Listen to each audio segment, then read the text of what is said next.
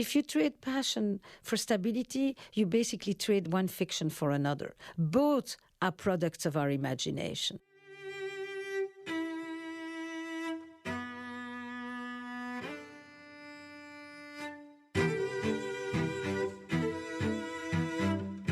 Welcome to The Knowledge Project, a long-form conversation hosted by Shane Parrish. Our goal with the podcast is simple: to learn something new in every conversation that makes us a little bit smarter than we were yesterday. You can learn more about the show and find past episodes at fs.blog/podcast. The Knowledge Project is part of Farnham Street, a website dedicated to mastering the best of what other people have already figured out. Farnham Street puts together a weekly newsletter called Brain Food that comes out every Sunday. Much like this podcast, it's high signal, timeless, and mind expanding.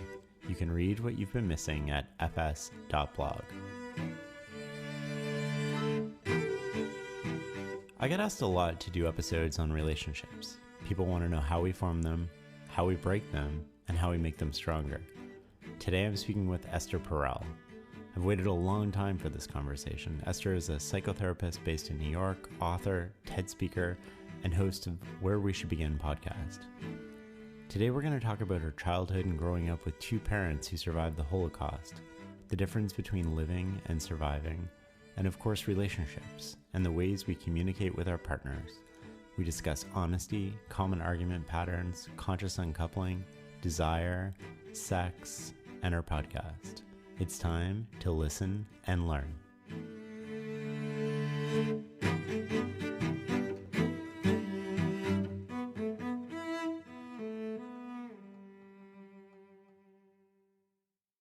It's great to meet you. I'm so happy to have you available for this conversation. I've been looking forward to this for weeks. Your parents were in concentration camps, I think from your mom from 18 to 22 and your father was 25 to 31 because the war started very early for them. What did your parents credit their survival to?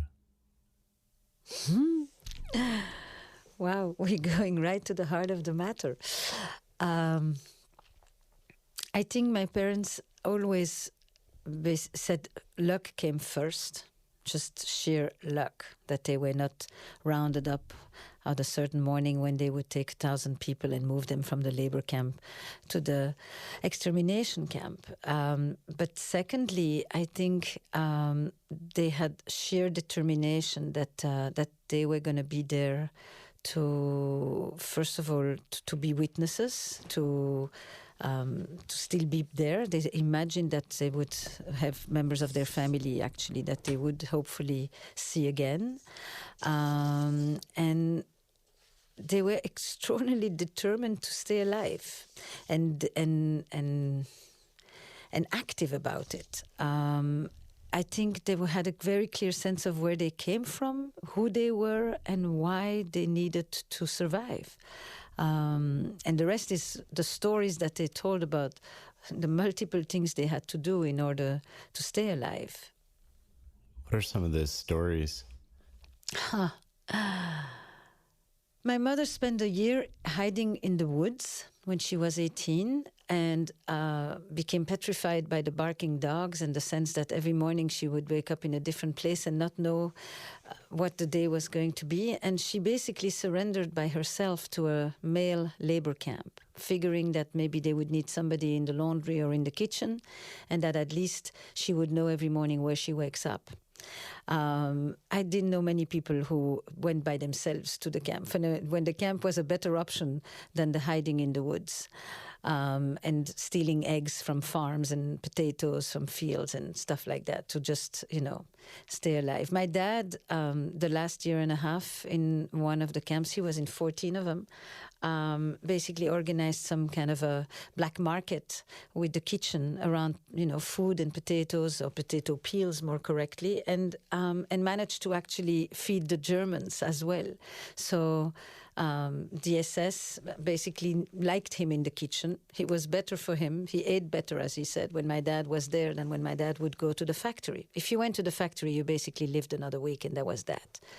because you had to walk an hour and a half in frozen weather to get there. So it's just stories of how they beat the system, basically, and stories of how they made connections with other people, how they created deep friendships, how he had another man who became his kind of lifelong brother, with whom he fought together. I think that it was very clear that neither of them ever attributed their survival to themselves alone. They had strength. My dad always talked about how they came from tiny villages in Poland where it's frozen weather in the winter, and they were more robust, they were more resistant. He carried bags of cement on his back, and therefore he knew how to work hard in the camps. He didn't come from Paris or Corfu or Mediterranean weathers. So they had this whole way of describing what made them strong, basically. Did your parents meet in a concentration camp? Interestingly, my parents met the day of liberation on the road as they came out of the camps. They were in neighboring camps, and people just basically wandered the roads and, as my mother would say, with cotton balls in your head, and looked for whoever they knew or whoever knew something about the towns they came from or about their families or their whereabouts. And people basically would say, oh, there is such and such, I just saw from that village, and go find them. So they met each other like that. And they knew of each other because my father traded with my mother's family when they were still in Poland. They probably would never have met or married for sure, because my mother was Orthodox aristocracy, educated aristocracy, and my dad was rather illiterate and uneducated, and a grand man, but not necessarily an educated reader. So they were completely of different classes, and he always thought that he had found a beautiful princess, that he had le gros lot, that he had the lotto, that he had won the lotto with my mother. And they came like that. Basically, people gathered on the roads and began to travel and wonder where they should go. I mean, they were not going to go back to Poland. It's refugee stories of today. It's the same stories. And my dad had helped somebody from Belgium in the camps, and that man gave him a name and a false address and just basically said, come to Belgium. So they arrived like that to Belgium, where they had a permit to stay for 3 months. And then they were supposed to be dispatched in a number of other countries who at the time were willing to take the Jewish refugees. And they decided to stay. So they stayed another 5 years as illegal refugees in Belgium. It's quite remarkable how what I grew up with, the stories, my first passport, which was a stateless passport, that all of that is so current. I think that the relevance of the story is not so much about what happened then, but about the fact that so much of us thought this will never happen again, this cannot happen again, and it is happening again, all over the place. I want to explore that just a little bit before we sort of dive into relationships, because what does it mean to come back to life after surviving the Holocaust in a community? I mean, what's the difference between living and sort of surviving? It's a distinction that I began to think about. I didn't grow up with that distinction, though there were loads of stories about that, about people who were depressed, about people who were bitter, about people who, you married because I have nothing, you have nothing, I'm alone, you're alone, let's get married. But often these people had no reason to be together except rebuilding. And so they had a lot of energy in the initial phases. And they had children right away as a way to prove their humanity. But after that, sometimes they would look at each other and these people had nothing in common. And my parents had friends like that who were, couples that didn't really have much to do together, except surviving, but not living. But when I wrote Mating in Captivity is really when I began to think about it, because mating is about how do you maintain a sense of aliveness. It is about erotic intelligence. And in so doing, I began to look at my community and noticed that, in fact, I could make a separation. It's a metaphor more than an accurate description. I don't know that people I would describe this way would necessarily agree with it. But I remember thinking, in my community, I often noticed that there were two groups of people. And the people who survived, the people who did not die, often were quite afraid, reticent, continuously aware of danger, untrusting.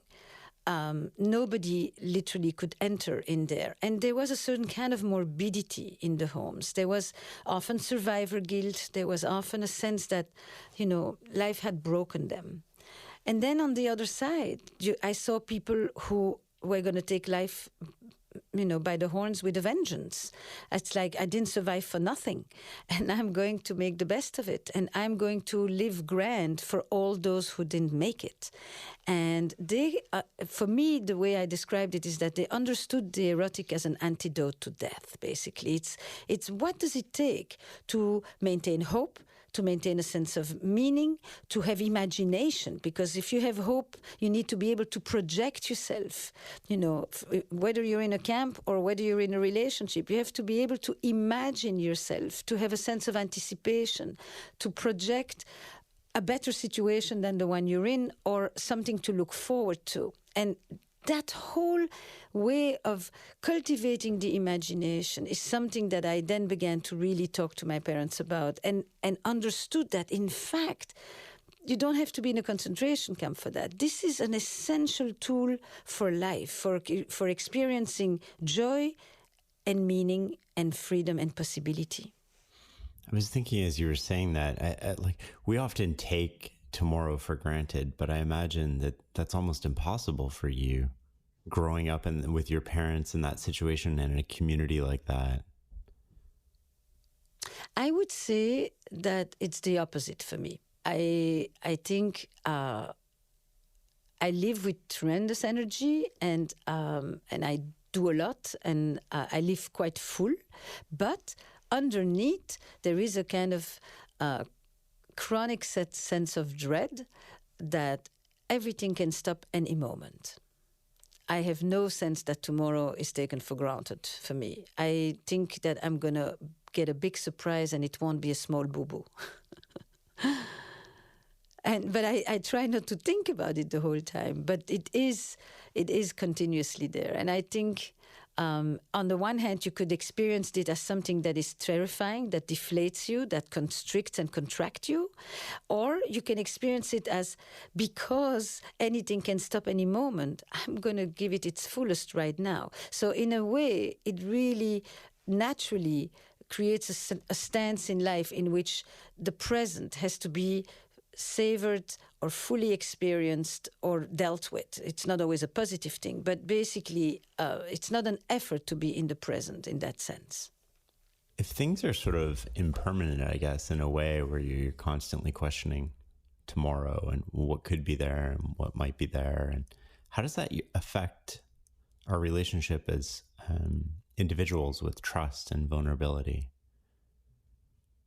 I mean, the question of permanence and impermanence is the question that also points to the distinction between East and West. We believe that there is such a thing as permanence, and we believe that there is such a thing as stability and predictability. There are entire philosophies who look at the world and at life as being in permanent flux.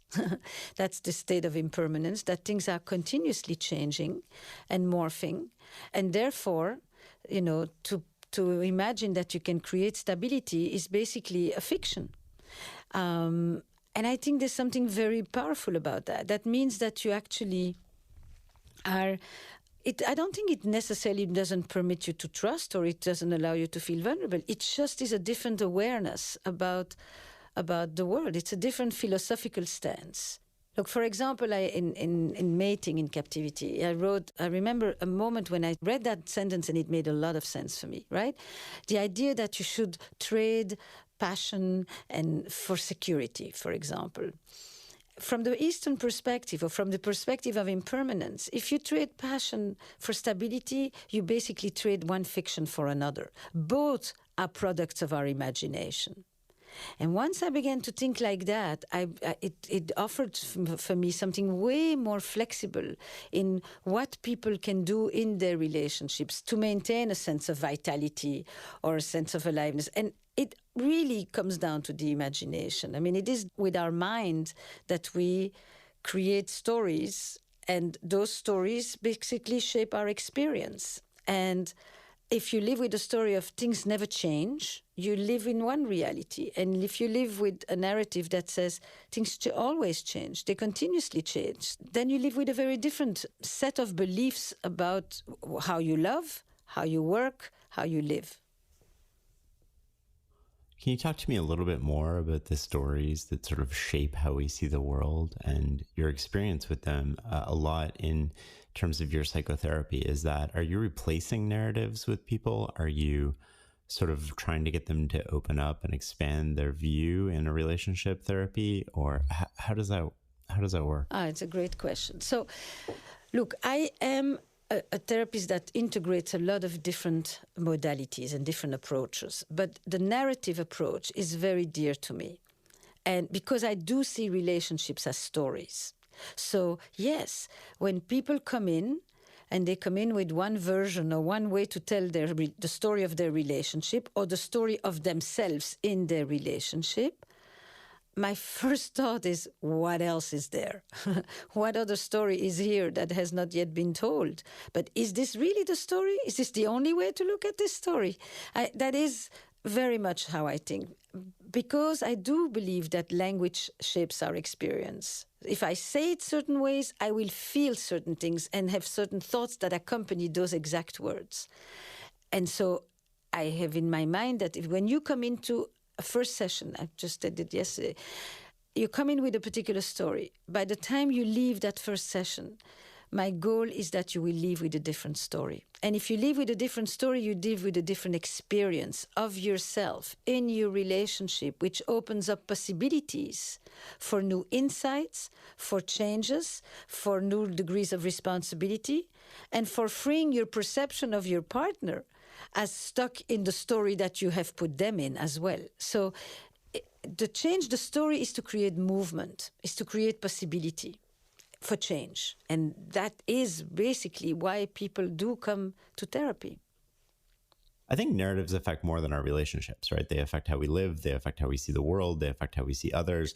And part of understanding and connecting with other people is not necessarily agreeing with their narrative, but seeing their narrative. So let me give you an example, right? Because I literally had this experience a couple of days ago. So a couple comes in, and the original presentation is that they have big fights, nasty fights. She becomes very mean. She gets abusive. She curses. You know, she grew up in a very abusive household herself. And it is about, the story is really presented like, he's fine. Basically, there's not he's fine. Nothing is said really about him, and she's the problem.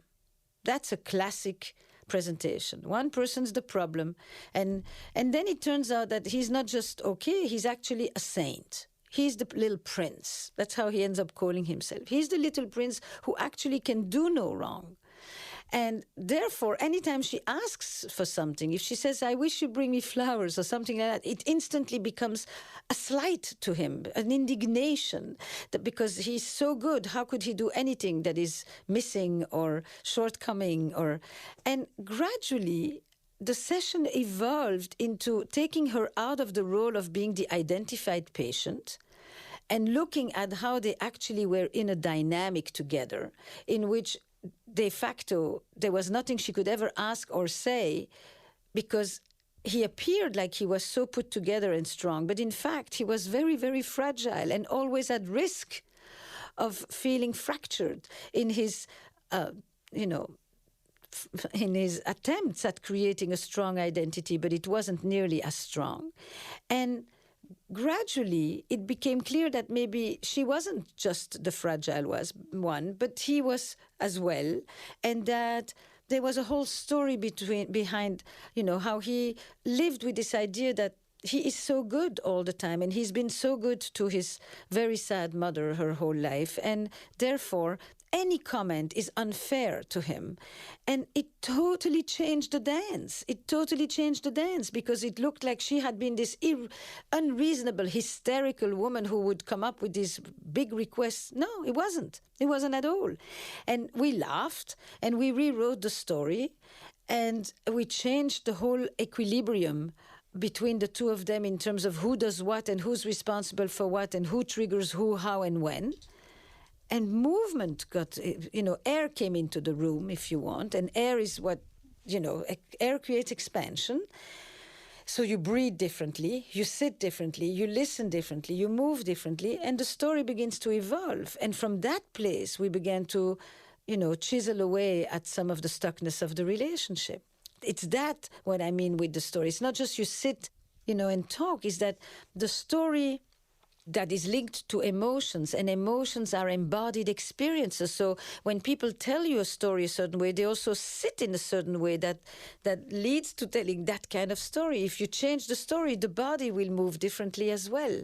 It's a very holistic kind of thing. But it was so clear in this instance, because it was a while ago that I had one of those where you read the intake and you think, wow, there is a healthy one and a not. And whenever I get one of those stories and the nut is willing to agree that they are the nut, when they're not. They're not. Everybody has their adaptive child inside of them with which they try to survive in the world. But underneath is the other one, the one that dealt with the vulnerabilities, if you want, and then came up with all these coping styles, So that was a way of changing the story. The guy came in with a rather inflated, lofty sense of himself and left with a more realistic way of thinking about himself and a very different way of thinking about his wife. What happens after that? What happens after that? Basically, I gave them an exercise, which I suggest that they do a few minutes every day, by which she makes statements to him or requests or just says certain things, and he gets to answer to what she actually says to him. I said, I would like you to just very simple, right? She would say, I would love you to bring me oranges tonight. And instead of doing his typical, when's the last time you brought me the strawberries that I like? That's kind of his modus operandi. It's always, you want something from me? What about you? He could simply say to her, I know you would like me to bring you an orange. Very basic reflective listening. But that reflective listening for him starts a process by which he's able to hear, he's able to just stay with her, not make everything about him, because every time he makes it about him, it makes her think that indeed there is no room for her unless she screams. So she goes back to her childhood where you needed to scream in order to be heard. But it's not just because that's how she is. It's because there's a dance between them. Because literally, there is no way for her to say something about her that he doesn't make about him, and in a defensive way. So we began to chisel away at the defensiveness. And we did it with humor and with all kinds of crazy statements, because if you bring in some of the absurd, you can highlight that it's in the form and not in the specific content that this matters. And it was really for him to actually understand that when you just repeat something and acknowledge something, that you don't have to be responsible for it. You didn't do anything wrong. It's like all he heard all the time at any request is that he had done anything wrong, which wasn't what she was saying. So you can, what you have in a couple is people hear the inaudible. They hear what they heard in their childhood, but it's not really what is being said to them in the present moment. And you need to bring reality in so that they can become the adults that they both need to be. And I do it with enactments and made them said, you go home and do this for a bit and write to me. Write to me every night, just a check, just to say did it. Because if you practice this and you do it with a good dose of humor, gradually you get the point. The point is much more serious and deep than the little exercise. But basically, it changed the entire perspective. So from there, you begin, therapy is like sculpting. At first, you carve away gross shapes. You make big motions, big interventions, so that you get the basic. And then you start to chisel, and it's the middle phase of therapy where you literally create the lasting shape of how this relationship could really enter into a new dance with each other.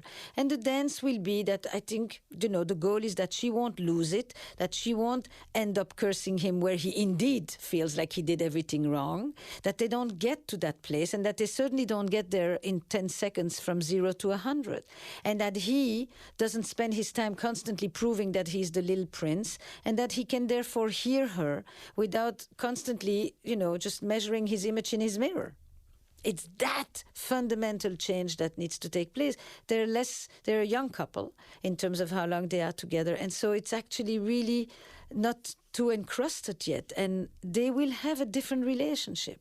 They will, if they stick to it, because they want it and because I think they have what it takes. You mentioned that they were a young couple, and that sort of I have a question about what are the important conversations to have with your partner early in a relationship, and how do those differ from the important conversations to have later in a relationship? There is a theory that says that basically whatever you discuss, the difficult conversations, if you want, that you discuss 20 years later, they were all there in the first 2 dates. People actually know their things. They know their key conversations from the first moment. It's not that you have different conversations. The conversations evolve because you have different life stages. You have different stressors. You have different seasons and phases in a relationship. There are new members sometimes that join, children. There are people who leave, death and loss. And all of those shift the system. A couple is a relational system. And that system is continuously morphing and adapting itself to external things, work, money, where they live, moving, etc., health, and internal things. And the conversations that you have are about that. But there are a few basic ones you want to have in the beginning. This couple, they have 20 years apart. They're young as a couple. They're not necessarily both young in age. She has more experience than him, even though she's 20 years younger in terms of relationships. He's actually quite new at this, at a more kind of committed long-term relationship. Where do they want to live? They're both foreigners. Do they want to have a family together? How will they arrange their professional lives together? In this instance, he comes from a rather traditional family where he's used to come home and there's food on the table. Well, is that the woman you picked, Is that been discussed between the two of you, or is that an assumption? And if it's an assumption, you only make a statement when the food is not on the table? And she says, why don't you cook on occasion, So it's about people's values. It's about people's expectations. It's about people's vision for life. What do they look for in life? And is there a compatibility about that? I think one of the big conversations that accompanies every relationship is about closeness and separateness. What is together and what is individualistic or what individual? How much money do you get to spend alone, and how much money, is involved that you start to have a conversation with the other? Do you travel alone or only together? Do you go to bed together every night? Or can you go to sleep when you're actually tired without having to become a unison? How do you want to parent? How do you envision family life? How do you see your relationship to the extended family? What are the boundaries with the grandparents or with your in-laws? What do you do with your exes or with your deep friendships with other people? Do you continue them? Do you maintain them? Can you maintain them alone, or do they become couple friends? The issue of boundaries, of what is ours and what is mine. What do I get to still decide alone? What is my zone of freedom, and what is our zone of commitment and togetherness? I think this is probably one of the very important conversations. People don't discuss it with those terms, but de facto, that is what they are talking about. I love the idea of sort of couples discussing values. Are those values permanent? Do values change over the course of a relationship? Do what you expect out of a relationship, does that change? Because often people say they grow apart. Is that true? Like, how does that happen? Yeah, but I'll answer that in a sec. It's a different, for example, I saw a couple this week and they're having infertility issues, and one of them wants to really get in there and use all the means possible that science and medicine can provide. And the other person basically is a more religious person and says, if it's meant to be, those are not things we decide. And this is a real philosophical value question. What is the right of an individual to tamper with fate, if you want, or to tamper with what life puts in front of you? Do you go at it and try in every way you can because your agency is what's at the center? Or is what's at the center an acceptance of what life puts in front of you? Or if you want, what God puts in front of you? But they're not discussing it like that. They're talking about should they go for infertility treatment and when is the next IVF cycle? Right. But what they really are talking about is that. And once you actually put it in terms of values, it becomes much less a debate between them about who is passive and who is active, who gets things done and who is lazy. And it becomes a kind of you bad rather than you different. That's why values become really important in these conversations. We discuss feelings, we discuss values, we discuss beliefs, we discuss political assumptions, we discuss our view to the universe, and how we see our place on this planet.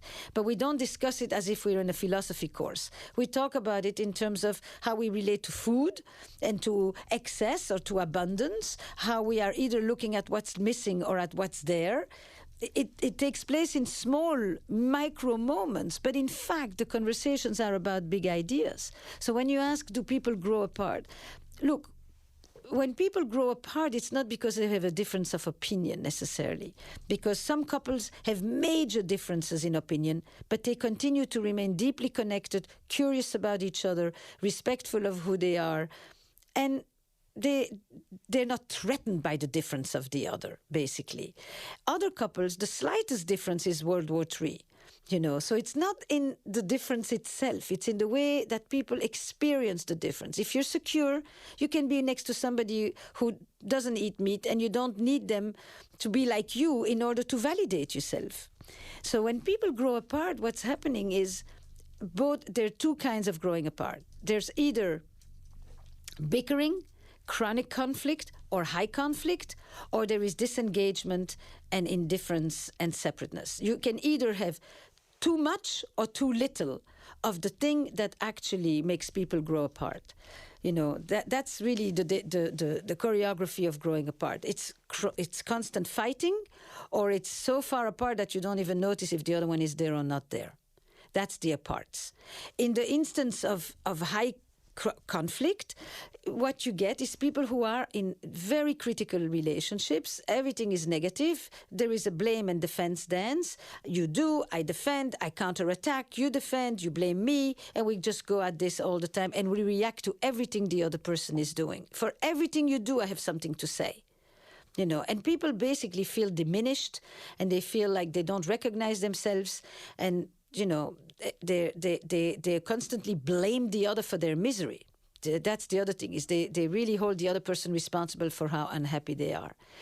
On the other side, what you have is people who no longer share much of anything, and they live entire separate lives, and there's very little that brings them together, and there is a sense of isolation, sometimes of loneliness, of indifference, of neglect, of lack of contact, of lack of what we call bids for connection, ways in which it's clear that you're part of my life, you're part of the fabric of my everyday.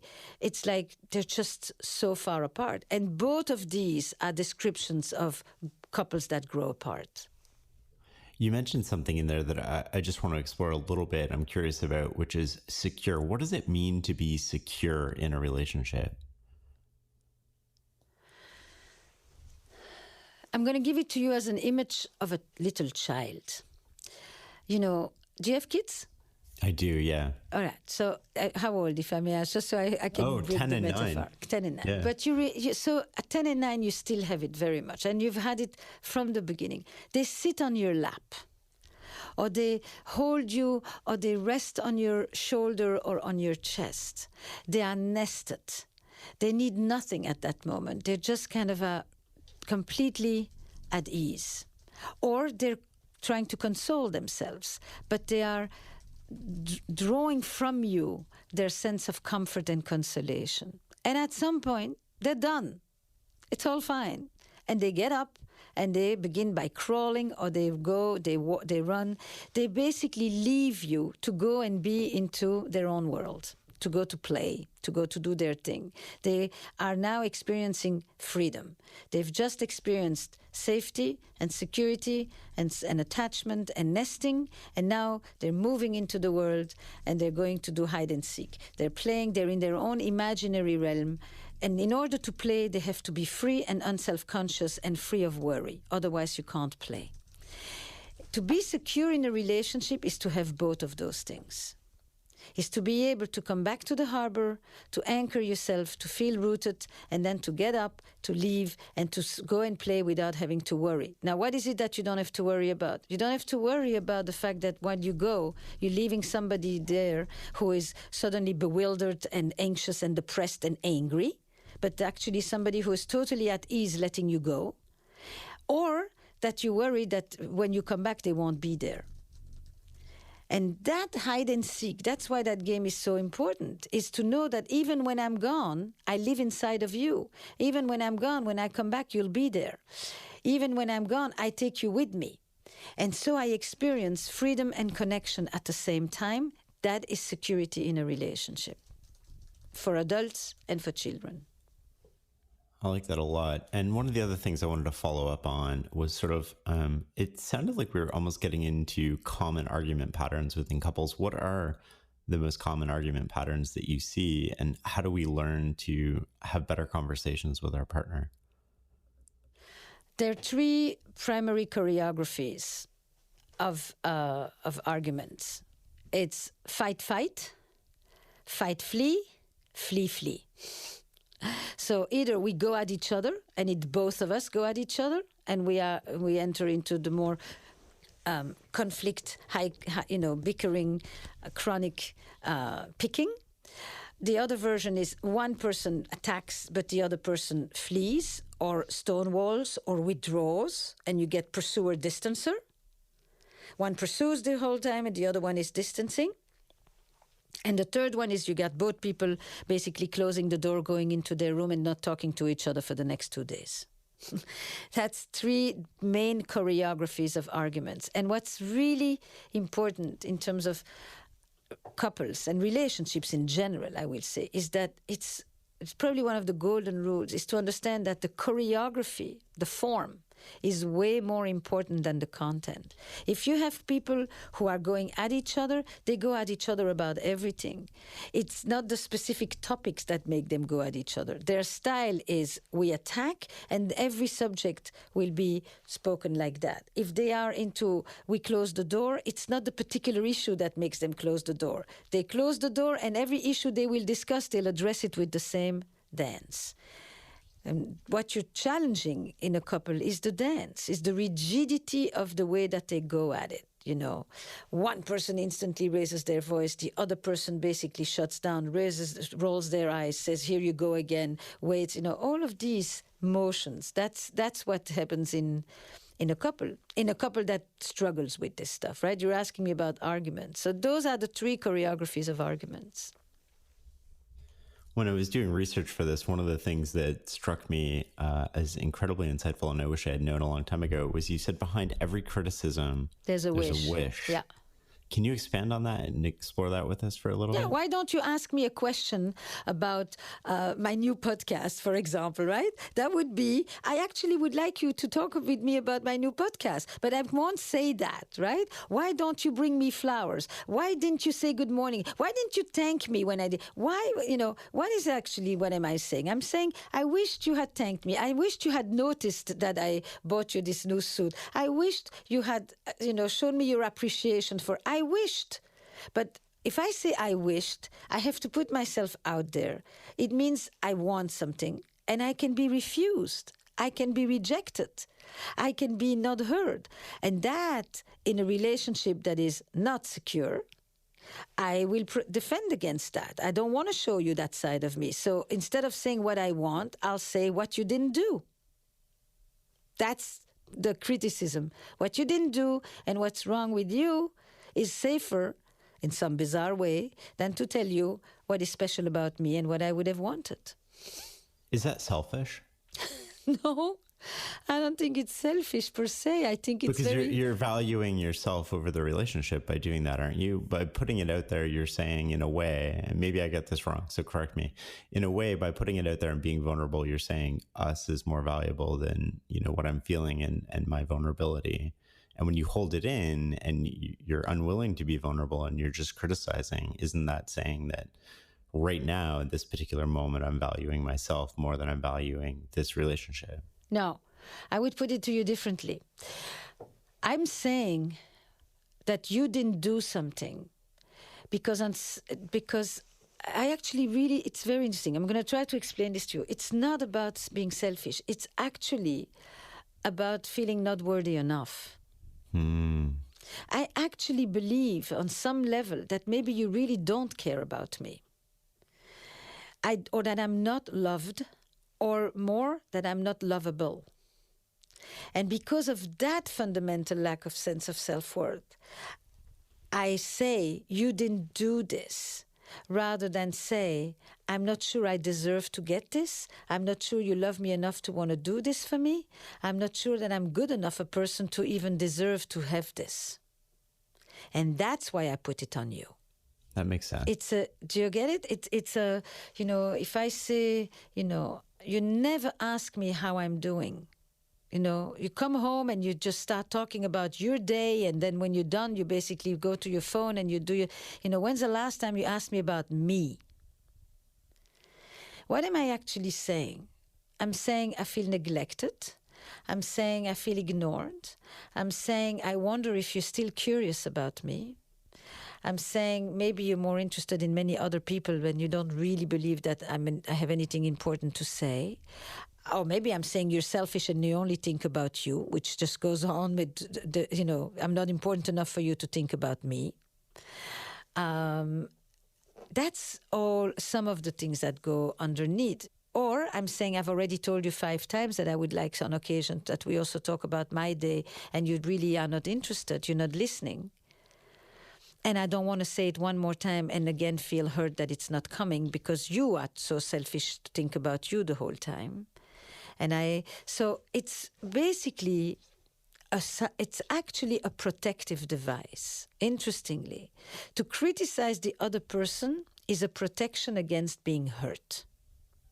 I think that makes a lot of sense. As wonky as it sounds. No, you said it and I'm like, oh, I was totally wrong.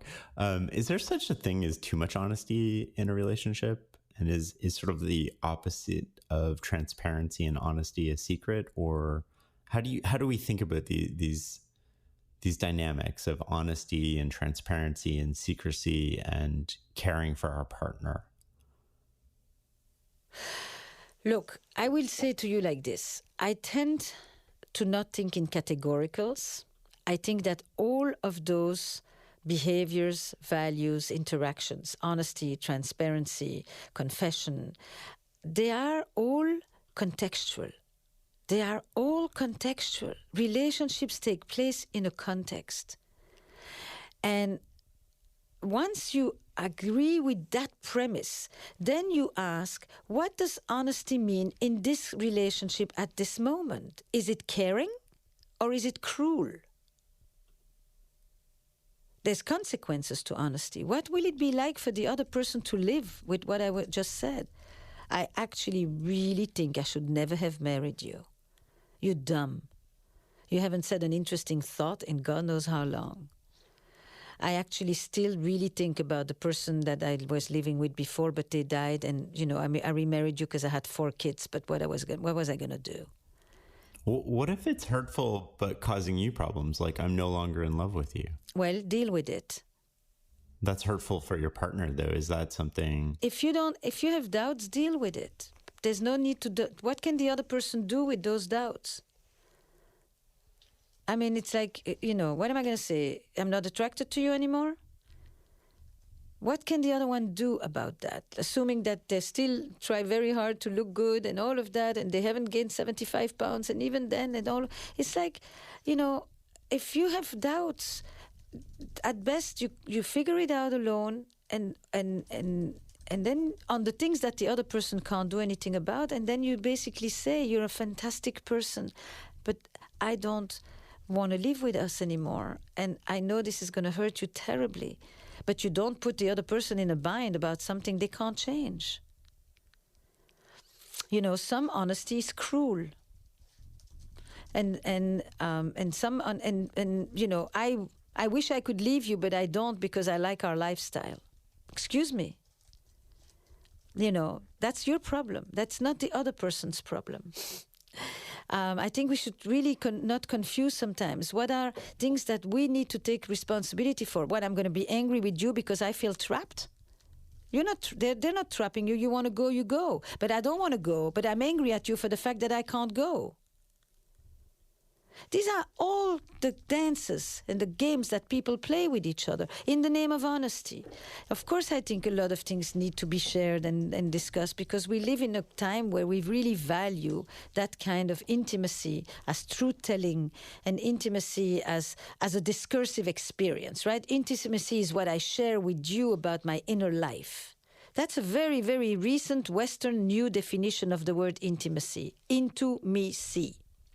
I'm part of that culture too. But I also am aware that people say things, well, you told me I should tell you how I feel. Well, I think you're a freaking slob. Is that useful? Do you get something from that? No. It's not. It may be true, but it's not useful. So I find myself saying so often to people, you may be right, but you are alone. And it's not difficult to be right and alone. Is your goal to get your partner to change and to do more of what you want? And this is really not helpful. Oh, but it's authentic. Okay. It's authentically useless. I do this with my kids sometimes where I'm like, you're right, but you're not going to get the outcome that you want. That's right. That's right. So what is it you want? You want me to tell you how you think? I got it. You want us to agree on something differently? You got to go at this not like that. Because every time you tell me you're right, you're implying I'm wrong. And if you're implying I'm wrong, I'm less likely to cooperate with you. It's like, don't lose the compass. What is it you're actually trying to achieve? This. I mean, people, say lots of stuff to each other in my office, and I'm like thinking, you probably are right. I mean, in myself, I'm thinking, I could see that. I can totally see how after all these years, this is how you see your partner. But seriously, you want to be close, right? Enfin, that's supposedly what you said you want. And you know what? After the dump you just made, I'm not sure you're going to get close. So tell me, what is it you want? You want to shrink your partner and shrivel them up and make them feel terrible about themselves? Or you actually want something from them? And if you want something from them, you're going to have to do this very differently. So sorry. How often are those conversations high stakes because we've waited so long to have them versus we should have had them months or years or perhaps decades earlier, and now they're so hard, and we have an internal conversation with ourselves that just comes out almost like a fire hose. Yep. At this point, whereas had we had it earlier, it would have been a trickle. How do we learn to bring those things up when the stakes are low? So I will first challenge you that the stakes are not necessarily low because you're in the beginning. Mm-hmm. There are lots of people who come with heavy suitcases. And it doesn't take long, few months, a year for the suitcases to open. And everybody brings their history with them. And the way that they learned to interact with people, particularly their loved ones, and what they learned at home. So it's not necessarily that people are always just so nice in the beginning and they accumulate over time. you accumulate because of the resonance of the stuff that is happening with your partner. If the stuff that happens with your partner is so instantly similar to what you experienced at home, it doesn't take long. It's not the time, it's the actual echo chamber of what you have in your relationship and how it mirrors what you had in your family of origin. That's what creates the intensity. That said, what does happen over time is that the patterns, the back and forth, the conversation. I had a couple this week. It's really interesting. Lesbian couple, wonderful couple, but they are 4 years together. And basically, I kind of could see in the conversation within 5 minutes that what they were saying to each other, this was probably number 197 times the same conversation. Like, this is it. This is the one. It's so patterned, predictable, rigid, narrow, and boring. And they're trapped. They know they're trapped. That's why they're there, because they're stuck, because it's the same old, same old. So at one point, I basically switched seats and I made them reverse roles. And each one, for the next 15 minutes, basically spoke as if she was the other. It was phenomenal. It's like if you're worried that they don't hear each other and that's why they need to repeat the same thing again, no worries. They know each other's words by heart. They could play the other person to the teeth. So then once we established that, I said, okay, now we can maybe start to have a different conversation here. I mean, this is like, one says one thing, the other one snaps right in there like a banana peel. You slip on it and up you go, and I say this and she says that, and it's this ping pong. But once they did the role play, they actually began slowly to get into the experience of the other, because you really do enact what the other one is really trying to tell you. And then you ask them, and how does it feel when you're saying this yet again?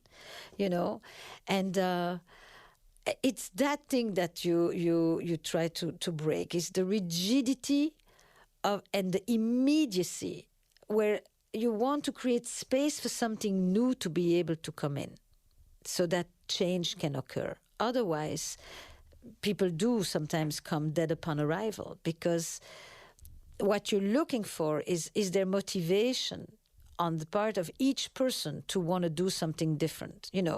Most of the time, people don't come to couples therapy or relationship therapy. It's the same with families. When I see families, to say what they want to do different. They come with a long list of expectations of what they want their partner to do different. It's like a drop-off center. I came to bring you my partner, you fix it. And you're trying to say therapy becomes helpful in relationships when each person is willing to do something new, regardless, non-contingent on what the other person is doing. You become committed. You're not going to do the usual. If the usual is you close your door and you don't say another word, or if the usual is you just up the volume, or if the usual is you go on the vicious attack, or if the usual is that you just kind of talk about the weather when the other person is talking about their dying mother, you're going to make an effort to change what you do. Because if you consistently start to do something different, at some point the other person has to adapt. Because it's ping pong. If the ball goes to a different corner, you can't stay standing on the other side. At some point, you will move. Why does good sex so often fade in relationships, even for couples who continue to love each other? There are loads of reasons. I think that sex fades. And when I say that sex fades, I think that it's important to distinguish.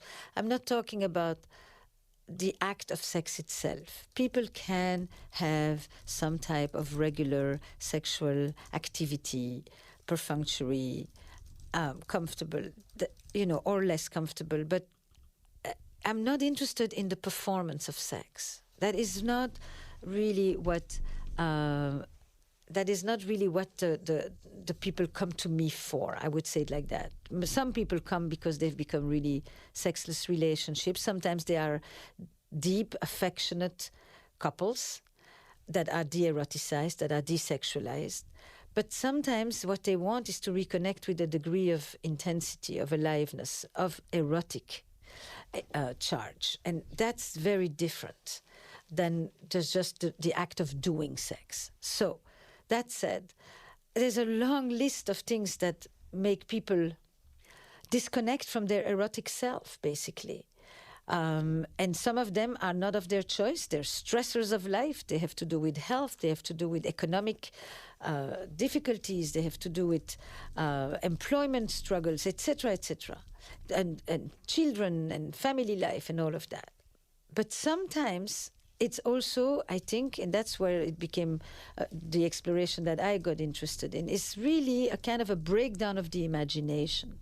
It's a willingness to go for the least, basically. It's the same difference as, cooking a beautiful meal for which you thought about, you bought the special ingredients, you took the time to prepare it, you set a nice table, you looked forward to sitting down, to enjoying it, to having good conversation, maybe good wine that accompanies it, etc., versus cutting a tomato, which is perfectly fine. But it doesn't have the same poetry attached to it. And that's what happens to people's sexualities, is it becomes the kind of basic last thing on the list that you should do at the end of a long day, as if it's one more chore, in a messy room that is rather uninspiring, without much playfulness, without much imagination, without much creativity. You can do it, but doing it is not the same as the quality of the experience that comes with it. And that's why it fades. It fades because people don't necessarily invest in it and value it as something, in the beginning it seems to come on its own, supposedly. So you don't have to do anything. And people have this idea that it should be spontaneous. And you should just be in the mood and it should just come. And all these shoulds, whatever is going to just come in a long-term relationship already has. So it demands predetermination. It demands really creativity. It demands intentionality and premeditation, which is very tricky to premeditate sex because it supposedly goes against this romantic, I just was swept and it came all over me. Part of why we lose it is because we are filled with mistaken ideas about what actually it takes to create pleasure, desire, and excitement. That's a good segue into love and desire. What's the relationship between pleasure, desire, love? Is love about closeness and desires sort of like finding new experiences or adventures? And how does that fit in? I mean, I, at one point, played with the idea that love is about having and desire is about wanting. And therefore, it's two different verbs that often pull us in different directions. Love thrives on closeness. It thrives on deep knowledge with each other. It thrives on minimizing the tensions, on narrowing the gaps, and on a sense of predictability. You do want to know that you're going to have the same person the next morning who will still love you and that you will still love. And desire is a lot more fickle. Desire is to own the wanting. And that wanting, how you connect to that sense of sovereignty and agency and freedom, that is the opposite of you won't make me,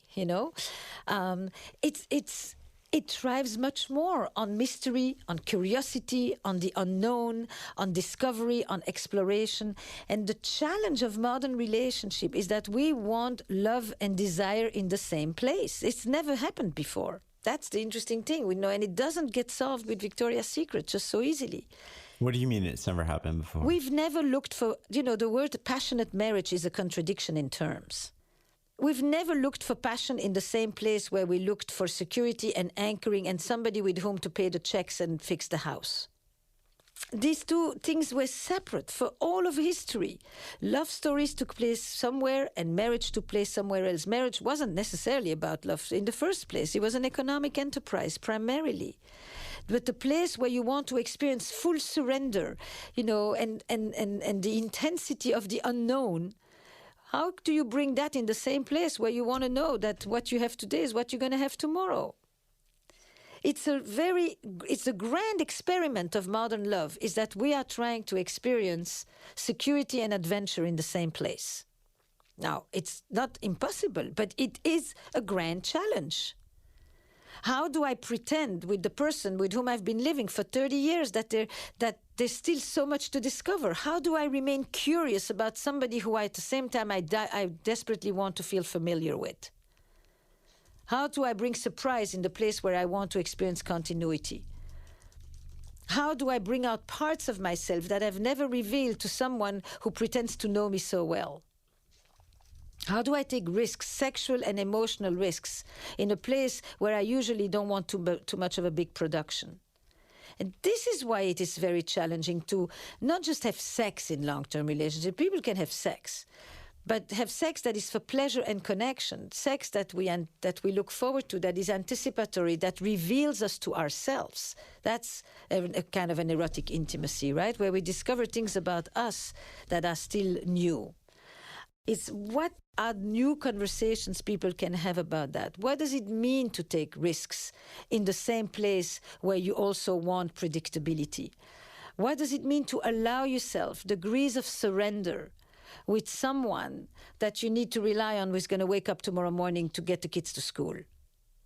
Now it becomes really a fascinating exploration. We all grapple with this thing, and it demands real active creativity. It's the same. That's why I like the food metaphor, because everybody understands the difference between putting some food on the table and eating for sustenance and having a lavish or having a beautiful, thoughtful, creative meal that is about pleasure, not just about sustenance. And the erotic is cultivating pleasure for its own sake. It's not about achieving an orgasm. It's not about the performance of sex. We did it. We both came. No, it's really about the quality of the experience and of the pleasure that you experienced and where it took you and where you went with your partner. That, over time, is a real piece of art. As you were saying that, I was thinking, are there tips and tricks that people could use at home that want to bring up a conversation about sex with their partner? But more importantly, I think it's, how do we go about discussing something that's difficult or hard with our partner? Is there a prompt or a way to start that is going to be more predisposed to better outcomes? I mean, interestingly, I didn't anticipate it at first, but I do now know that it is one of the most powerful aspects of the podcast, is that people would hear other people have conversations that they want to have. And the deeper they would listen to these other people, and the more they would see themselves in their own mirror, and the more they would acquire some of that vocabulary to then go to their partner and say, or they listen with the partner to the podcast and they say, how do you feel about this? Have you ever thought about that? Is that something you would be interested in? Do you have those fantasies? Is that what you feel with me at times? Have you ever experienced that kind of a block? It's like going to a movie, right? Like when you have a third entity, it allows you to speak to your partner by virtue of the thing that you have just watched or shared or listened to in the case of a podcast. And then you can ask the same question, do you feel that kind of pressure? Have you ever faked with me? Because this woman is talking about that, or this man is talking about that, have you ever felt that kind of, have you ever wanted to try that for us? It's easier than to suddenly sit in the car and say, oh, you know what, I was thinking maybe one day we should do this. Where are you coming from? Where's that coming? But if you listen to something together, it gives it a permission. It places it in the permitted conversations that we can have as a couple.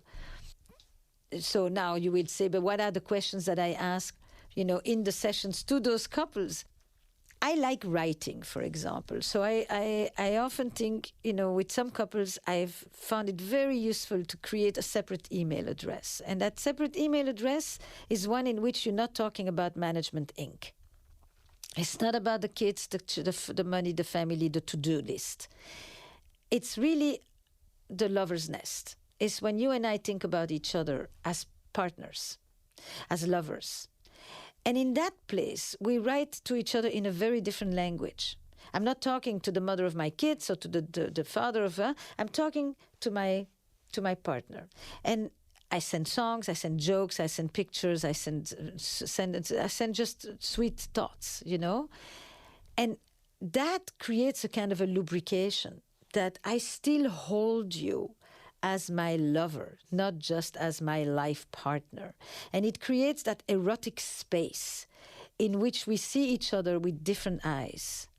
And that in itself is often very sensual and creates a permission in which people then start to say different things that they haven't felt they can say. The grand paradox is that the idea is greater intimacy would normally free us to greater sexual freedom and sexual openness. But in fact, that is not necessarily the case.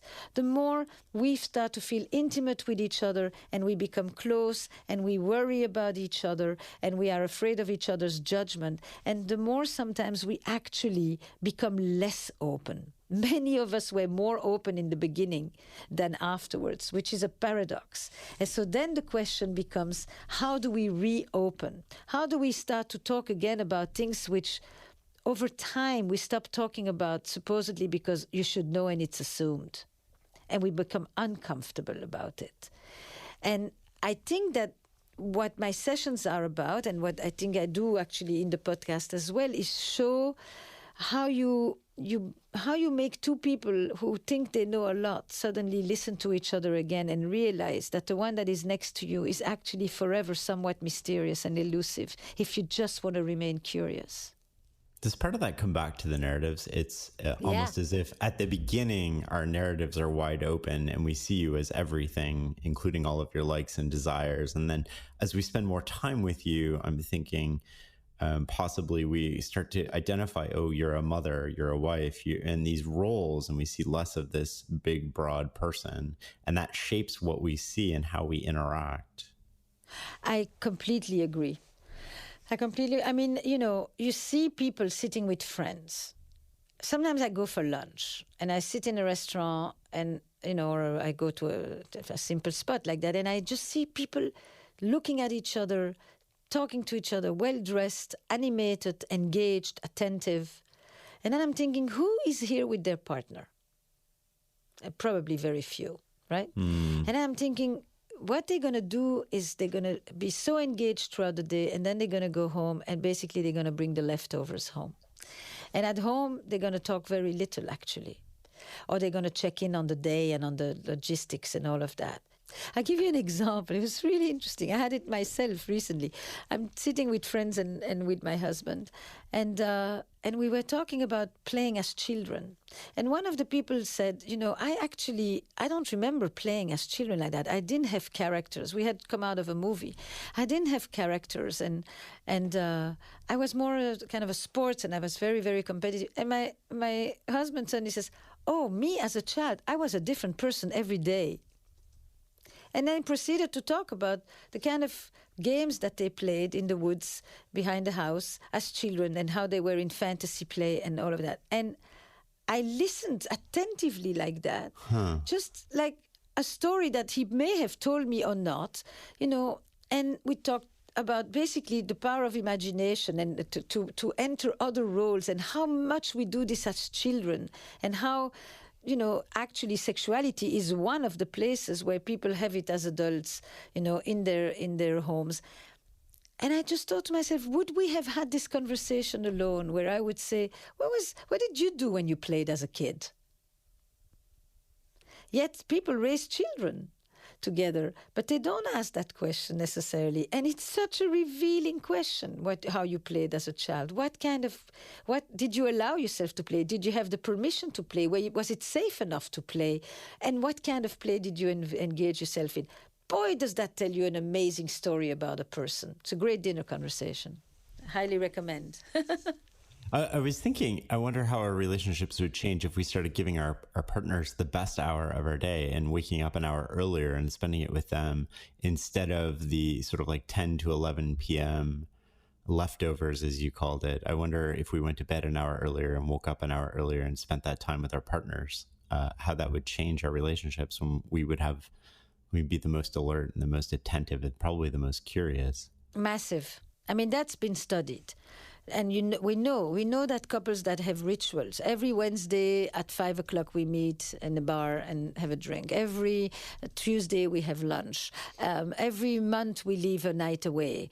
Depends on what they can afford, what they can do. But those who have that ritual in place, which really states no matter what else goes on in our life, we have a dedicated time that is ours where we check in with each other, whatever we do. We go rowboating, whatever.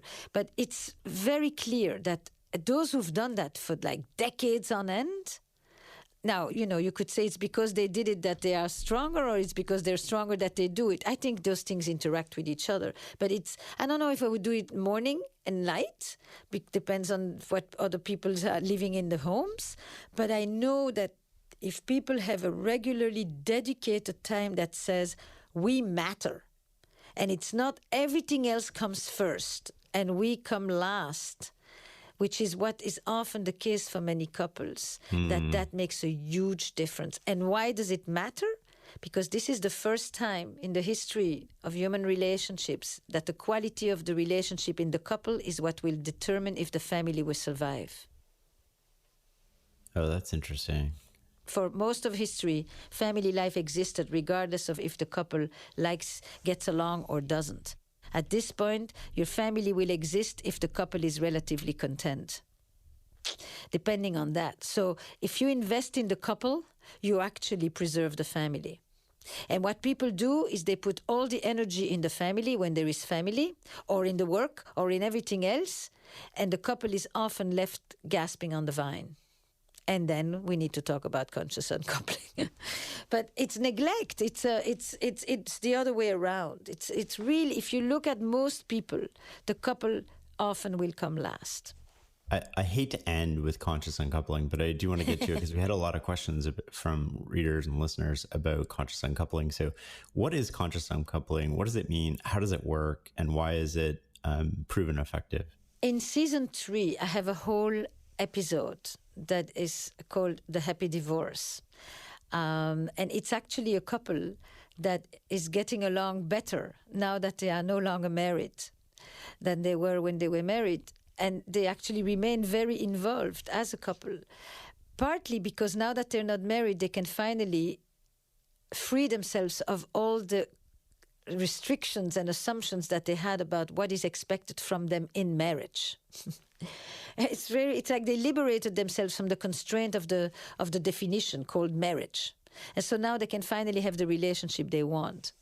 So I highly recommend it. It really will explain that. But for me, the conscious uncoupling is the idea that there needs to be a way for people to, at some point, choose to separate without us still thinking that longevity is the main marker for success, that if you meet at a funeral home at the end of life, then it means you had a good relationship, and that every breakup or separation or divorce is a failure.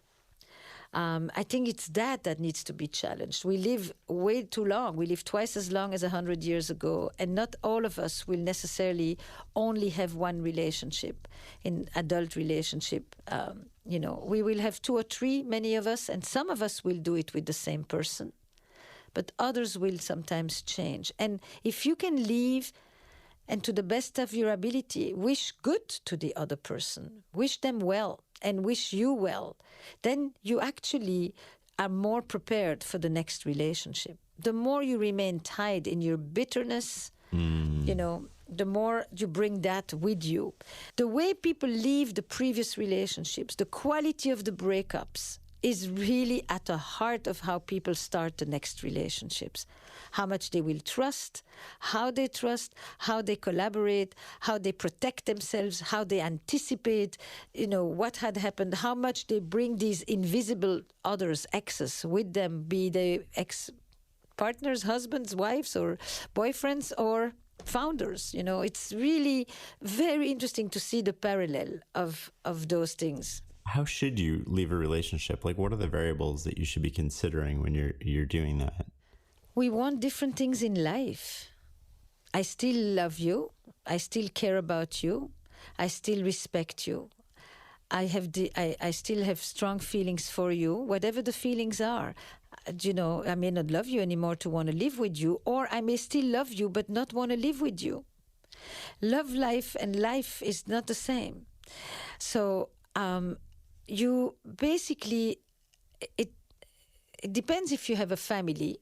Then you know that a divorce is a reorganization of the family. It's the end of the marital unit, but not the end of the family. It's a reorganization of the family. If you don't have a family and it's two people, then it's about, we've come to a place where one of us or both of us have chosen no longer to be together. And the best thing you can do is not want to destroy the other person as a way to kind of separate and justify it by vilifying them, demonizing them, etc. Basically, I do this for me, I don't do this for us. That's a given. Or I do this, whatever the reasons, and I wish you well. And here are the things that I take with me of what we have lived together. And here are the things that I hope you take with you of what we share together. And here is what I wish for you, and here is where I think that I could have done better. If you leave and you seriously only think that it's all about the other person, you may be missing something. It's very good to know that you too could have done things differently. And that is honesty, by the way. You asked me before about honesty. Honesty is not only what you have to say about the other person. Honesty is also your own reckoning and your own accountability with where you've shown up and where you went absent and missing in action.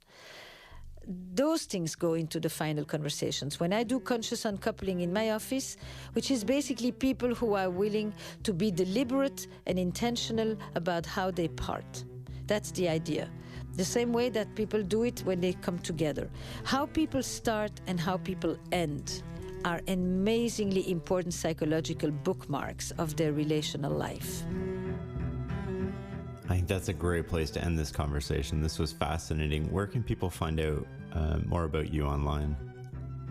So first is estherperel.com, and there you can also subscribe to the newsletter and the blog, or the training program sessions, or the workshop for couples, which is called Rekindling Desire, and then on all the social channels at Esther Perel Official and on Facebook and Twitter. Thank you so much, Esther. This was a real pleasure and a treat, and I had a great time with our conversation. Wonderful.